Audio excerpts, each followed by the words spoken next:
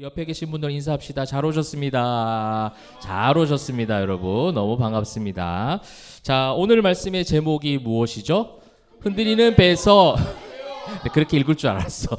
흔들리는 배에서 구해주세요. 네, 그렇죠. 흔들리는 배에서 구해주세요란 제목으로 오늘 말씀을 전할 텐데, 여러분 이제 배를 타면 멀미하는 분들 좀 계시죠? 네, 누가 멀미라죠? 나중에 우리가 배를 탈 것인가 말 것인가? 많이 없네. 생각보다 안 되는데, 네, 순차적으로 손 드는 사람 뭐예요? 생각해 보니까 배를 타면 멀미하는 분들이 좀 계실 거예요. 여기 뭐 아무도 손 안 들었네. 어린이들은 괜찮은가 봐, 그죠?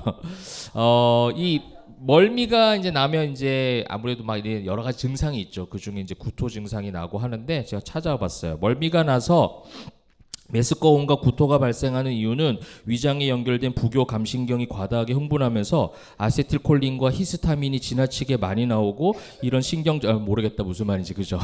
하여튼 뭐 이 균형 감각이 깨지면서 여러 가지 몸에 반응이 와서 이제 우액 하는 이제 이런 현상들이 나오는 것 같아요.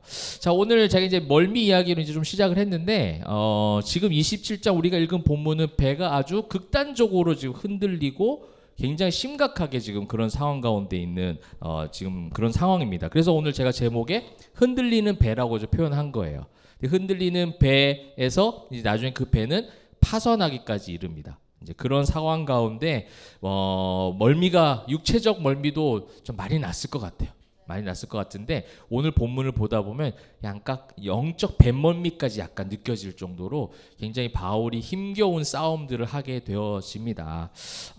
그래서 이제 이 27장의 항해에 관련된 그런 어떤 배에서의 일어난 일들을 중점적으로 다루고 있는데 우리도 사실은 그런 얘기를 하잖아요. 우리도 인생의 항해 그죠? 인생의 광야길이라고도 하지만 우리가 인생의 항해를 같이 하는 성도의 어떤 공동체로서 늘 우리는 어떻게 해요? 이제 잔잔하면 좋겠지만 흔들리는 배와 같은 인생의 여러 가지 그런 험한 세파들을 많이 경험하게 되어집니다. 이제 그러한 가운데 파도가 먹기를 배가 흔들리지 않기를 우리가 배에서 타고 가다 멀미 나면 아무리 그렇게 바란들 도착할 때까지 배는 어때요? 흔들리는 거예요. 약간의 정도 차이는 있을 수 있겠지만 그런 것이 있을 수 있는데 그 가운데서 우리가 어떠한 성도로서의 배를 만들어 갈지 영적 배를 그 다음에 우리가 어떠한 마음으로 그 항해를 인생의 항해를 하게 되어지는가에 대해서 이 바울의 사도행전 말미에 있는 사건 어떻게 보면 그냥 역사적 사건처럼 기록되어져 있는데 그러니까 사실은 저는 목회자적 입장에서 성경을 연구하는 데는 쉽지는 않더라고요. 그냥 사건적인 어떤 이야기를 전달하는 식으로 할 수 있는데 그 속에 담겨져 있는 하나님이 숨겨놓은 영적 의미가 무엇일까 분명히 있거든요. 근데 그것을 이제 감사하게도 찾게 해주셨고 그것을 여러분들과 함께 나누면서 흔들리는 배에서 하나님께서 우리를 구원해 주시는 역사가 또 계속해서 이제 그죠? 이제 닌 안심하라. 그래서 이번 한 주간에 또 다가올 수많은 그런 풍파 가운데 있지만 이제는 안심하고 흔들리는 배 안에서도 승리하는 저와 여러분 되시기를 소망합니다. 자, 그러면 이제 멀미 날 만한 상황들을 한번 27절부터 좀 44절까지 좀 이야기들 살펴보면서 한번 볼게요. 먼저 첫 번째 하나의 사건이 나오겠습니다. 이 27절부터 44절까지 한 세 가지 정도의 사건으로 좀 분류를 해서 볼 수 있다면 첫 번째는 27절부터 32절까지예요. 근데 한번 보시면 이제 열 나흘째 되는 날, 열 나흘째 되니까 지금 며칠 동안 14일, 그러니까 2주간 지금 배에서 어떻게 하고 있는 거예요? 계속 이러고 가는 거예요 지금. 엄청난 지금 상황 가운데 있는 거죠. 그 행로를 지도를 통해서 한번 보여드릴게요. 배가 이제 어떻게 했냐면 지금 보이시나요? 자, 그레데라는 지역이 나오죠. 그레데가 이제 지난주 본문이었어요. 그레데 처음에 이제 미항에 딱 돌아왔는데 미항에서 어디로 가려고 했죠? 네? 오, 누가 했어요? 맞아요. 베닉스. 그 베닉스로 가려다가 이제 어떻게 막 이제 그 유라굴로 강풍으로 해서 막 밀려가지고 잘하셨어요. 두 분 아주 두 분 달란 주십시오. 그래서 했다가 이제 뱅글뱅글 돼 있죠. 그러니까 이제 이쪽으로 파도를 타고 지금 풍랑 가운데 계속 가고 있는 거예요. 그래서 이제 28장에 보면 이제 우리가 다음에 보게 될 건데 멜리데 섬에 이제 오게 되었거든요. 지금 이제 말타 돼 있는 멜리데. 그러니까 지금 이제 꼬불꼬불한 이 지역이 지금 이 열 나흘째 동안 계속 파도를 타고 지금 서쪽으로 가고 있다. 이렇게 이제 여러분 이해를 하시면 될 것 같아요. 이제 그러다가 이제 사공들이라면 이제 항해 전문가들입니다. 이 항해 전문가들이 뭔가가 지금 파악이 되기 시작했어요. 자, 28절 물을 재어보니 20길이 되고 조금 가다가 다시 재어보니 15길이라. 이게 이제 물 깊이를 재는 추가 있었어요. 그러니까 그것을 통해서 길이를 재는데 그 추의 길이가 이제 양쪽 팔 벌려 했을 때 길이 정도 되는 그거를 한 길이라고 그 항해 어떤 거기서 이제 쓰는 방식이에요. 측정 방법이죠. 그래서 한 1.8m라고 한다면 이제 20길이면은 약 한 36m의 수심인 거예요. 근데 이제 조금 가다 보니까 어떻게 된 거예요? 이 수심이 얕아지고 있어요. 그럼 뭔가 지금 항해 전문가들이 볼 때 육지가 가까워지고 있다라는 것이 이제 파악이 되기 시작하는 거예요. 근데 이제 육지에 가까우다 보면 29절에 보니까 어떤 어떤 경험이 있냐면 암초에 걸릴까요? 그래서 암초에 걸릴까 해서 고물로 다 넷을 내리고 날이 새기를 고대하니라 하면서 이제 사공들이 어떻게 했냐면 도망하고자 하여. 이런 장면이 나오는 거예요. 자, 그러면 우리가 이제 이 배가 어떻게 생겼는지 좀 궁금하지요? 네, 궁금할 것 같아요. 그래서 제가 준비해 왔습니다. 사진을 한번 볼까요? 자, 이거는 고대에 이제 사람들이 그 어떤 비석 같은 데다가 당시에 배를 조각해 놓은 실제 그거예요. 그러니까 배가 당시에 지금 이제 탄 배는 로마 시대 상선이라고 학자들은 이야기하고 있어요. 상선. 그러니까 안에 배 밑에 화물들을 많이 실을 수 있는 공간이 있는 거예요. 그러니까 이제 사람이 거기에 많이 탈 수 있었던 거예요. 상선이었기 때문에 사람들이 276명이나 탈 수 있을 만큼 굉장히 큰 배였습니다. 이 모양을 현대적인 어떤 걸로 이제 다시 이제 만들어 놓은 게 여기 있어요. 비슷하게 만들었죠. 자, 비슷하게 이제 아까 그거가 만들었는데 앞에 이제 쭉 튀어나온 게 뭐냐면 방향 키 잡는 거예요. 그러니까 앞에서 방향 키를 잡는 거예요. 그러니까 배를 이제 조정하는데 주로 어디 쪽에 있어요? 지금 이 무슨 새 모양의 머리가 달려 있는 부분이 앞쪽인 거예요. 그리고 뒤에 닷 보이세요? 다시 걸려 있죠? 아까 닷 넷을 내렸다고 했으니까 상당히 큰 배라는 거죠. 그러니까 이런 모양의 배라는 겁니다. 자, 그런 배에서 암초에 걸릴까 해서 고물로 닻을 내리고 날이 새기를 고대한 다음에 사공들이 그 다음에 30절에 뭘 하려고 했냐면 사공들이 도망하고자 해요. 그러니까 뭔가 지금 심상치는 않은 거야. 그렇기 때문에 기회가 있으면 우리는 빨리 빠져나가야 되겠다 생각한 게 항해 전문가들이 생각한 지금 상식인 거예요. 그래서 이제 날이 셀 동안 기다리면서 무슨 일을 지금 꾸몄느냐, 닻을 내리는 채하고 거룻배를 바다에 내려놓거늘. 이런 거룻배는 뭐냐면 구명보트 같은 거예요. 닻이 없는 구명보트 같은 거죠. 그리고 이제 거기에 내려서 너무 그 상륙하려고 해안선으로 가다 보면 불이 너무 얕아지니까 이런 큰 상선은 접안하기가 힘들죠. 그래서 저런 배를 타고 사람들이 이 접안을 하는 그런 용도로 쓰는 게 거룻배인데 지금 여기서 거룻배가 어디 있어요, 여러분? 보여져요? 그림이라서 잘 안 보일 수도 있어요, 여러분.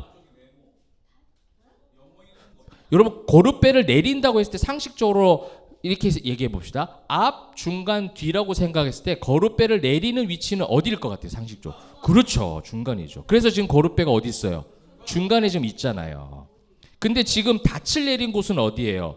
고물이에요, 고물. 성경에 고물이란 건 뒤에요, 뒤에. 그러니까 얘네들이 지금 어떻게 한 거예요? 거룻배를 가지고 날밤을 새면서 간 거야. 지금 바울을 비롯해서 로마 군사들 그다음에 사람들 보통 다 어디 있어요, 지금? 앞쪽에 있어요, 앞쪽에. 근데 바울이 그걸 어떻게 한 거예요? 뭐 하지 저것들? 이렇게 된 거야, 지금. 무슨 상황인지 이해가 되죠? 이게 이제 성경 우리가 그 시대로 한번 가서 현실적인 걸 한번 보는 거예요. 이걸 이제 글로 내려가 버리면 사실은 이런 이미지와 이런 연상이 전혀 되지 않죠, 그죠? 저도 이제 막 배를 보면서 생각을 한번 해본 거죠. 거룻배를 바다에 그 어렵게 저기 닻이 있는 저 뒤에 가서 내린다는 거는 이게 각도가 솟아 있잖아요. 내리기가 굉장히 힘들어요. 타고 내려가는 것도 쉽지 않은 건데 그거를 지금 사공들은 그렇게 해서라도 지금 14일째 표류하고 있는 이 상황을 보니 심상치 않다. 실제로 배는 깨지잖아요. 그러니까 그들이 가지고 있었던 예상했던 어떤 항해 경험이나 지식과 이런 것들은 어느 정도 맞다는 얘기죠. 그래서 탈출해야 되겠다 생각을 하고 그 어떤 일들을 벌였는데 바울이 31절에 백부장과 군인들한테 일러 바쳤어요. 쟤네들 지금 배 끌고 가는데 안 돼, 저러면 안 돼. 저거 막어. 근데 이제 단순하게 쟤네들만 도망가고 우리는 어떻게 뭐 이런 게 아니라 하나님이 지난밤에 얘기해 주신 그 말씀이 계속 연결되고 있는 거예요. 내가 너희들에게 모든 배에 있는 사람들을 네 손에 주었다, 맡겼다. 그러니까 생명을 너와 함께 이 배에 있는 한 이 모든 사람의 생명들을 하나님 보존하시겠다. 이 얘기를 하고 있는 거죠, 지금. 그래서 이 배에 있지 않으면 너희가 뭘 얻지 못하리라. 구원을 얻지 못하리라. 이런 얘기를 합니다. 그렇게 했을 때 이제 군인들이 어떻게 해요? 와, 가감하게 그냥 그 고물로 뛰어가 가지고 거룻줄을 끊어 떼어버려요. 사실은 이 고문보트를 떼어서 버린다는 것도 대단한 결단이잖아요. 여기서 보니까 군인들은 확실히 군인들다운 뭔가가 있어요 지금. 그래서 끊어 떼어 버렸고 33절 날이 새어감에 바울이 여러 사람에게 이제 새로운 두 번째 사건의 국면으로 들어갑니다. 자, 두 번째 사건은 무엇이냐? 이제 14일 이상 어떻게 한 거냐면 먹지를 못했어요. 그러니까 얼마나 배고프겠어. 뭐 배멀미 나는 것도 그렇고 지금 표류하고 있고 풍랑은 계속 일어났고 입맛도 없었을 거야. 그죠? 먹을 생각도 못했고 너무 좀 지쳐가고 있는 상황 가운데 바울이 뭘 권하냐면 여러 사람에게 음식 먹기를 권하여 이르되 이렇게 얘기하고 있어요. 여러분 이건 참 어떻게 보면 신앙인으로서의 믿음의 어떤 부분이기도 해요. 역설적 신앙을 지금 이 33절부터 37절에 밥을 먹는 이야기가 갑자기 풍랑이 있는 배 가운데 너무나도 어울리지 않는 것 같은, 그죠? 지금 파선하기 일보 직전이라서 사공들은 탈출하니 많이 하고 있는 상황 가운데 그러고 나서 뭘 지금 권한 거예요? 밥 먹자예요. 밥 먹자. 지금 막 이러고 있는 상황 가운데 이게 이제 신앙인들이 가지고 있는 역설적 어떤 고백이기도 해요. 그죠?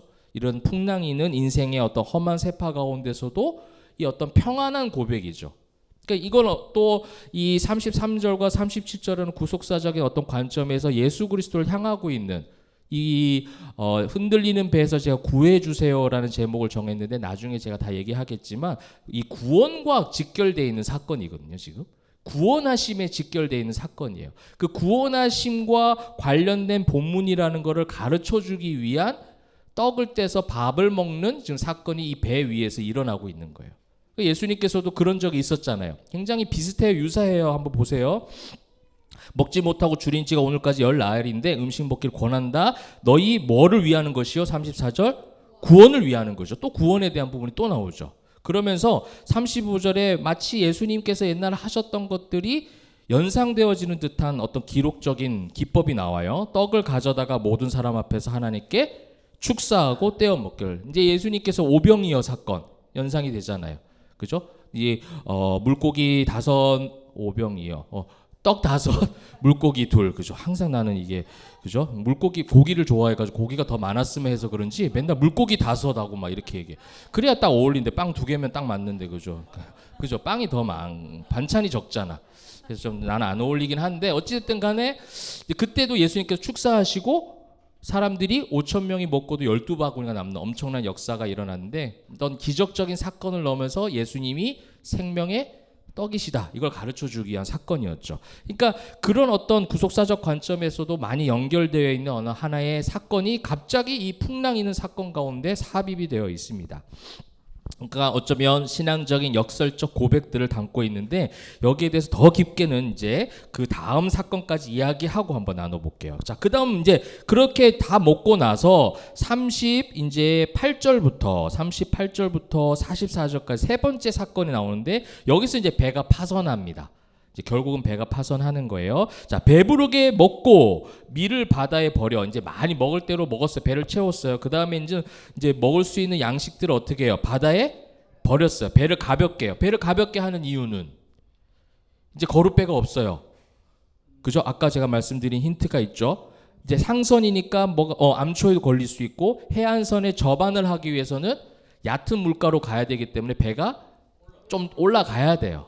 그러니까 이제는 거의 이제 해안선이 보이는 거예요. 한번 보세요. 39절 날이 새면 어느 땅인지는 알지 못하나 지금 육안으로 식별이 될 정도로 경사진 해안이 보이기 시작했기 때문에 이제는 뭐 먹고 이제 이런 게 중요한 것이 아니라 배가 육지로 가는 것이 좀 중요해지게 되어버린 거죠. 그래서 눈에 띄거늘 배를 거기에 들여다 댈 수 있는가 의논을 한 다음에 닻을 끊어서 이제 글로 가게 만드는 거죠.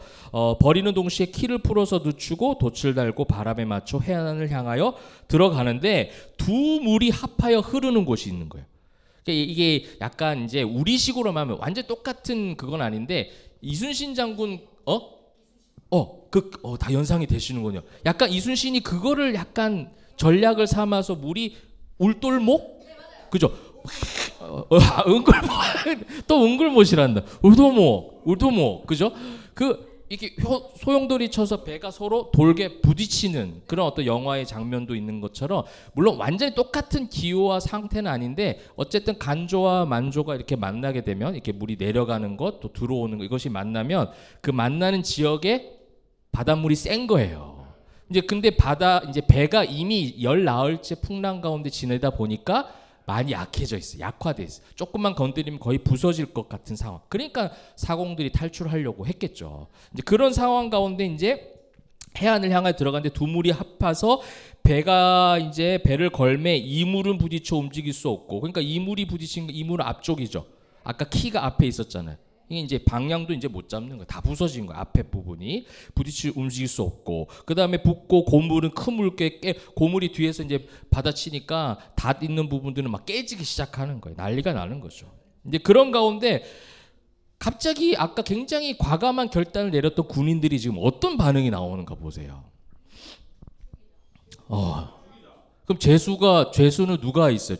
죄수에 포함된 한 사람이 있잖아요. 바울이잖아요. 그러니까 배가 깨져서 헤엄쳐서 가다 보면 죄수들이 탈옥의 위험이 있으니 오히려 군인들이 뭐 하자고 하는 거야. 갑자기 죽이자고 하는 거예요. 나 여기서 멀미가 나와. 내가 이제 먹이고 좋은 이야기 해주고 다 했는데, 그래서 율리오라는 백부장을 통해서 군인들과 함께 그런 어떤 공감대가 형성이 잘 된 줄 알았는데 이제 또 이런 어떤 극한의 상황에 딱 치니까 그렇게 할 것 같지 않았던, 오히려 사공들이 도망갈 때 바울에게 굉장히 협조적으로 바울 말을 들어서 잘 따라왔던 그 사람들이 오히려 완전히 극단적으로 바뀌어서 죽이고자 하는 그런 모습을 바뀐다는 거예요. 여러분, 이것이 세상의 실체예요. 이것이 죄로 타락한 세상이 주님이 오실 때까지 절대 바뀌지 않는다.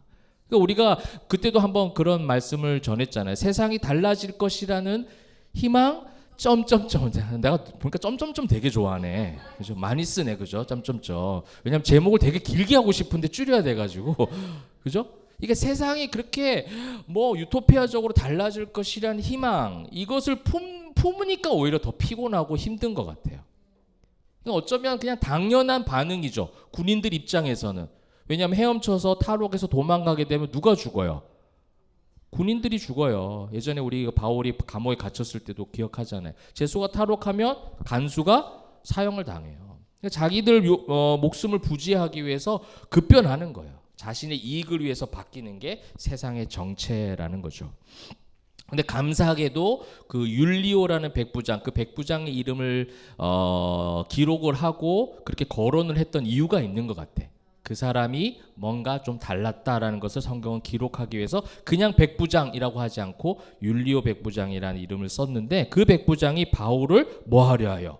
구원하려 하여. 위기 속에서 또 이런 은혜가 있죠. 그들의 뜻을 막고 헤엄칠 줄 아는 사람들을 명하여 물에 뛰어내려 먼저 육지에 가게 하고, 그 다음에 남은 사람들이 우리 뭐 영화의 한 장면처럼 배에 나무 조각 막 부서져 있고 배에 있는 물건들 잡고 이렇게 튜브 삼아서 계속해서 이제 그 육지 쪽으로 향하여 상륙하여 구조되니라. 이제 이게 오늘까지의 말씀이에요. 그러면 이제 이런 사건적인 여러 부분에서 우리가 또 적용을 할 수 있겠는데, 이제 첫 번째로는 그거예요. 이렇게 지금 영적인 배멀미가 날 정도로 급변하는 상황. 같이 다 하나님 앞에서 말씀을 주셨다. 우리가 배 안에 있는 가운데 하나님 우리를 생명을 절대로 거둬가지 아니하시고 지키신다. 로마까지 그렇게 지키신다. 이런 말을 많이 전하고 이야기를 했음에도 불구하고 사공들은 도망가려고 하고. 그러니까 거기서 이제 군인들을 좀 협조하는가 해가지고 이제 힘을 내자. 왜냐하면 파선에서 헤엄치려면 이 밥 먹는 시간이 필요했어요. 이것도 다 하나님의 섭리죠. 근데 어떤 학자들은 이 떡을 떼서 축사하고 막 이런 어떤 번역 때문에 성찬식을 했다 막 이렇게 표현하는 학자들도 있더라고요. 저는 절대 동의할 수가 없습니다. 한번 배를 타보라고, 파선하는 배에 타서 이거는 그리스도의 지극히 그 뭐 육신이요 피요 하면서 이거 뭐 그런 성찬식을 어떻게 해? 이건 성찬식이 아니라 진짜 그냥 식사예요, 식사. 그러니까 이것을 먹었기 때문에 어떻게 하는 거예요? 힘을 내서 헤엄쳐서 육지로 가게 된 거죠. 그러니까 필요한 과정이었던 것뿐이지 여기에 너무 막 엄청나게 거룩한 어떤 적용을 할 필요까지는 없을 것 같아요. 그러면서도 구원이라는 이 단어를 통해서 우리에게 주시는 구원의 메시지는 분명히 있다라는 것을 한번 찾아볼 수 있는데, 이것을 찾아보면서 우리는 구원받은 하나님의 백성으로 인생의 항해를 하는 우리들은 어떠한 마음과 어떤 생각을 가질 수 있어요? 세상은 이럴 수밖에 없구나. 우리가 타는 이 인생의 배는 흔들릴 수밖에 없다. 이거 인정하는 거예요. 그래서 우리가 이때까지 사도행전 보면서 이건 처음 나온 말은 아닌 것 같아요. 계속 세상의 실체가 그렇다는 거예요. 배신하고 배반하고 딴 이야기하고 내가 정성을 쏟아부었지만 나중에 찾아오는 결과는 또 내 기대치와는 완전히 다르고, 그죠? 우리 모든 관계적인 면에서도 그럴 수 있잖아요. 세상의 실체가 그렇다라는 거예요. 이 어떤 정말 진짜가 무엇인가를 찾아가는 게 그리스도인들의 삶이거든요. 성경을 통해서 진짜 인생의 가치가 무엇인가, 성경에서 말하는 실체, 이 세상이 말하는, 성경이 말하는 세상의 실체가 무엇인지를 진짜로 발견해가는 과정이 우리 신앙생활의 모습이잖아요. 그런 어떤 모습들을 생각해 볼 때에 오늘 이 항해 일지를 보면서도 그것을 우리가 발견할 수 있죠. 그렇다면 여기서 이제 말하는 구원된 이 바울에게 있었던 이 신앙이 흔들리지 않는, 우리 아까 지한 성도님이 기도해 준 것처럼 바울처럼 흔들리지 않을 수 있었던 어떤 근간이 바로 구원이라는 키워드라면, 그 구원에 관련된 것을 우리가 한번 찾아보자는 거죠. 자, 구원에 관련된 단어가 오늘 본문에 꽤 나오죠. 3번 잘 찾으셨습니다. 어디입니까? 첫 번째는 31절에 나오죠. 자, 31절의 구원은 봅시다. 백부장에게 바울이 군인들에게 이제 말하니까 도망가려고 하는 사공들에 대해서 막아야 된다 말을 하니까 배에 있어야 한다. 우리가 배에 있어야 구원받는다. 여기 이제 구원에 대해서 한번 나왔고요. 그다음 두 번째 구원 또 어디 나옵니까? 34절 음식 먹기를 권한다. 음식을 먹을 때에 이것이 너희의 구원을 위한 것이다 하면서 또 구원이 나옵니다. 그다음에 이제 세 번째 구원 어디 나와요? 43절 백부장이 바울을, 군인들이 죄수를 죽이려고 하니까 백부장이 바울을 구원하려 할 때 구원이 나오고 있어요. 자, 우리 그러면 이 단어들을 한번 헬라어로 봅시다. 이 구원이라는 세 가지의 한글 번역 단어가 나오는데 헬라어는 다르다. 이게 이제 숨겨진 우리가 찾는 영적 의미인 것 같아요. 자, 한 번씩 한번 찾아봅시다. 자, 31절. 자, 뭐예요? 그 그리스어가 아니고 약간 일본어가 소조. 이거는 거의 일본말 아니에요. 네, 어쨌든 소조든지. 자, 31절의 구원이에요. 이제 말 그대로 구원하다, save, 보존하다, 보존하는 게 소조라는 단어입니다. 이건 동사예요. 구원하다라는 단어입니다. 자, 그러면 이제 34절에 나오는 거는 뭐냐면 소테리아라는 단어예요. 소테리아. 이건 이제 명사예요. 명사. 구원, 구출, 구원에 대한 포괄적 의미가 담겨져 있는 게 소테리아예요. 자, 그 다음에 이제 43절 볼까요? 네, 43절 보니까 뭐라고 돼 있어요? 소조에서 파생된 단어예요. 합성어입니다. 디아소조입니다. 디아소조 동사예요. 뭐뭐로부터. 그러니까 디아라는 단어가 뭐뭐로부터거든요. 그 다음에 소조, 아까 구원하다. 그죠? 구해내다 하니까 뭐뭐로부터 구체적으로 구조되고 구원된다. 이런 어떤 의미를 갖고 있어요. 그러면 이 디아소조는요, 본문에서 한 번 더 나와요. 어딜까요?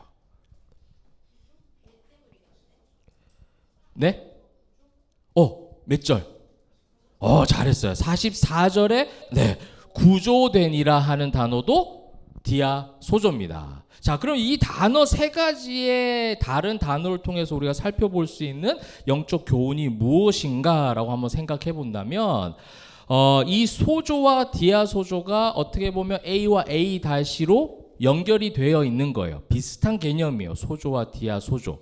그러니까 이거는 이 소조와 디아소조는 어떤 지금 용례로 지금 이 본문에서 사용됐냐면 배로부터 그죠?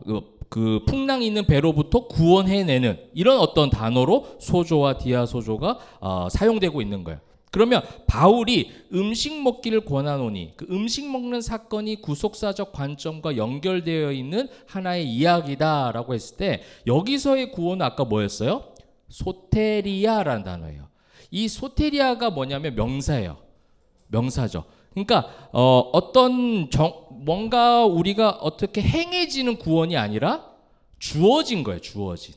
그래서 이 소테리아라는 명사 헬라어는요, 예수님이 우리를 죄에서부터 구원하셨다라는 그 개념을 설명할 때 주로 이 단어를 사용하는 거예요. 근데 구원, 구조, 구출이라는 어떤 여러 가지 이거는 소테리아는 그거 모든 포괄적 의미를 다 담고 있는 거예요. 그러니까 우리가 예수 믿고 구원받는다라고 했을 때 첫 번째 가장 중요한 의미는 뭐예요? 죄에서부터 구원받은 거예요. 죽음으로부터 부활 생명으로 건짐을 받은 게 이 소테리아예요. 이 소테리아라는 구원에 대한 개념과 확실한 구원의 확신이 바울로 하여금 어떠한 흔들리는 배에서도 살 수 있도록 흔들리는 배에서도 흔들리지 않도록 해주셨다라는 것이 바로 뭐예요? 소테리아의 개념이라는 거예요. 근데 군인들도 그렇고 그 다음에 거기 있었던 여러 가지 이제 그 사공들도 그렇고 그들이 원했던 건 뭐예요? 소조, 디아소조죠. 실제적인 거예요. 이 풍랑으로부터, 이 풍랑이 있는 배에서로부터, 파도로부터 구원해 주시기를 이렇게 지금 계속해서 원하고 있는 단어가 바로 이 부분이라는 거죠. 그러면 저는 뭘 얘기하고 싶으냐면 우리가 이제 이 소테리아의 어떤 구원하심을 경험했잖아요. 그럼 이 구원받은 구원의 경험을 가지고 있는 이 하나님의 백성들이 소조와 디아소조도 사실은 필요한 거예요. 지금 바울도 그런 배에서 구원받았잖아요. 구출받았잖아요. 배로부터 구원받은 거죠. 우리가 신앙적으로 저는 이 극단적인 잘못된 종교심에 대해서 이야기하고 있는 거예요. 어떤 사람은 구원받았음에도 소테리아는 없어. 그래서 소조와 디아소조만 늘 외치는 거예요. 내 이 안 좋은 지금 환경으로부터 소조, 디아소조, 그죠? 내가 이 안 좋은 어떤 깨어진 관계로부터 회복되기를, 어떤 경제적 문제에서 회복되기를, 그죠? 건강의 상태에서로부터 구조되기를. 이렇게 소조와 이 디아소조의 개념만 계속 갖고 있는 거죠.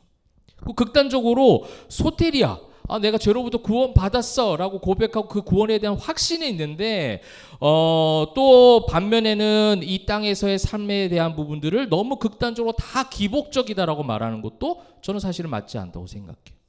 하나님은 우리가 주님이 다시 오실 때까지 이 험한 세상을 살아가는 동안 위기 속에서도 수없이 많이 구조하셨어요.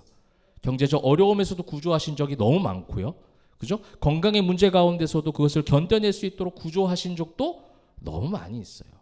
하나님의 사역에 대해서 실제적인 현실적인 그런 온전한 개념이 우리에게 필요하다는 거예요. 구원받았다라고 했을 때 구원에 대한 개념을 너무 그 어떤 종교적인 개념으로, 종교적 관념으로 생각하는 거예요. 하나님이 나를 예수 그리스도를 통해서 나의 죄를 사하시고 부활 소망으로 나를 새롭게 하신 그 구원하심. 그러면 그 구원하심이 일상의 흔들리는 배와 같은 일상 속에서 어떻게 발휘되는가? 이게 사도행전에서 계속 가르쳐 주는 거예요. 그럼 그 속에서 뭘 경험하는 거예요? 소조를 경험하는 거예요. 그 속에서 디아소조를 경험하는 거예요. 그러면서 내가 가지고 있는 소테리아가 더욱더 하나님 앞에 감사함으로 고백되어지는 거. 이게 이 지금 항해하는 파선을 앞두고 있는 배 가운데, 흔들리는 배 가운데 제가 오늘 제목을 어떻게 했어요? 흔들리는 배에서 구해 주세요. 여러분, 그래서 우리에겐 소조도 필요해요. 디아소조도 필요하죠. 그래서 기도가 있어야 되는 거예요. 그런데 우리의 신앙의 기초 가운데 뭐가 더 중요한 거예요? 소테리아, 나를 죄에서 구원하신 그 확고한 명사, 품사도 다르잖아요. 소조와 디아소조는 동사예요. 그죠? 행하시는 거예요. 이게 어떻게 보면 람바노죠. 하나님의 구원을 취해서 구원의 투구를 쓰고 방패 들고 칼 들고 움직이는 거예요. 이것이 우리가 일상에서 예배자로 신앙인으로 살아가는 성경적 가르침이라는 겁니다.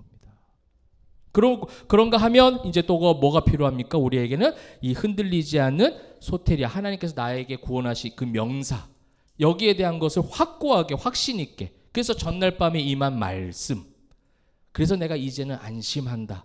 이 흔들리지 않는 것이 있기 때문에 그 배 가운데서도 알맞게 거기에 맞는 지혜를 발휘해서 그렇게 나아갔던 거예요.